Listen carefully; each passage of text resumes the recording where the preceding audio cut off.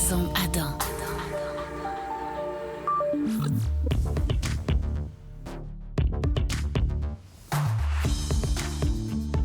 Alors, nous sortons du kiosque de Sony et je peux vous dire qu'on a plein de belles choses à vous raconter.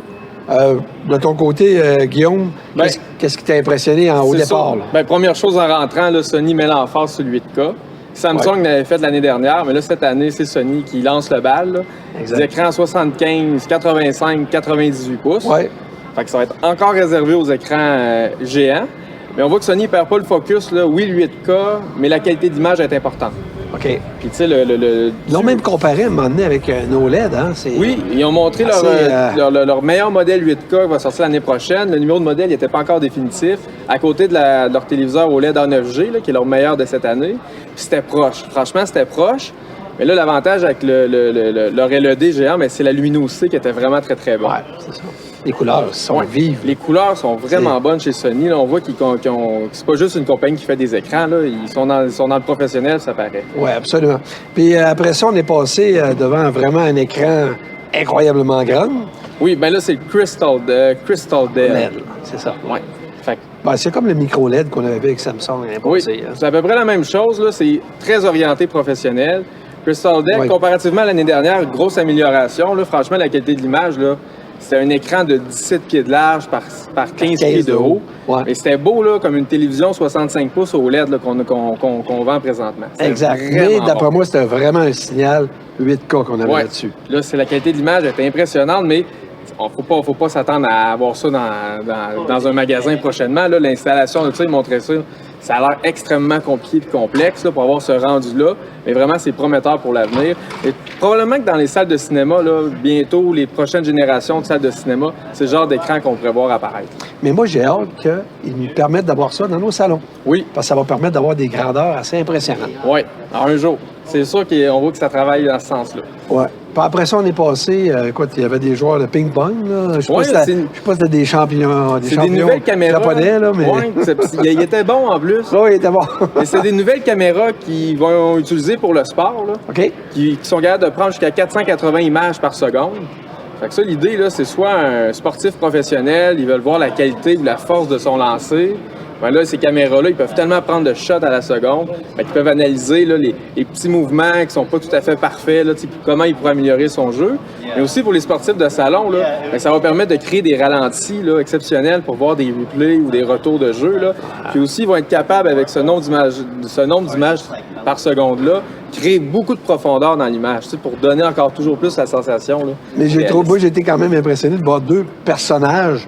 T'sais, on avait ces deux joueurs de ping-pong-là, les caméras se transformaient dans une autre image. On voyait vraiment les mêmes mouvements, tout se faisait, la balle se promenait à la même vitesse. Oui. Et c'était des personnages, finalement. Oui, animés. La caméra, là, elle prenait les mouvements, puis elle les transcrivait avec des personnages animés. Oui, c'était bon, ça. Ouais. Sony avait une voiture que c'est Sony Design, c'est leur concept. Oui. Ils veulent-tu se lancer dans l'automobile? Ils ont donné quoi là-dessus? Ils ont donné un nom, là, ils l'appellent la Vision S. Là. OK. Puis le design était réussi. Là. Franchement, elle était belle. Là. C'était un look mélangé de Audi puis de Tesla. Là. Ultra moderne, voiture électrique. Mais je pense que Sony, derrière ça, je pense pas qu'ils vont se lancer dans la fabrication de voitures. Là. Mais c'est vraiment les capteurs. Eux autres, là, c'est la sécurité. Des capteurs Sony, ils vont en avoir dans les prochaines générations de voitures intelligentes. Là. Eux autres, leur priorité, c'est la sécurité. Fait que c'est rempli de capteurs qui peuvent mesurer. Puis on n'en parlera pas plus que ça, parce qu'écoute, même les gens de Sony qui étaient là, ça faisait peut-être une demi-heure qu'ils savaient qu'il y avait un auto. Oui, effectivement, c'est vrai. Après ça, on est allé dans du 3D. Oui, pas de lunettes. Oui. Je ne m'attendais pas à voir ça pas en toute cette année. La 3D, les représentants ne nous en parlaient pas non plus. Ils disaient tous c'est mort. Mais là, Sony arrive avec des écrans 3D, pas de lunettes.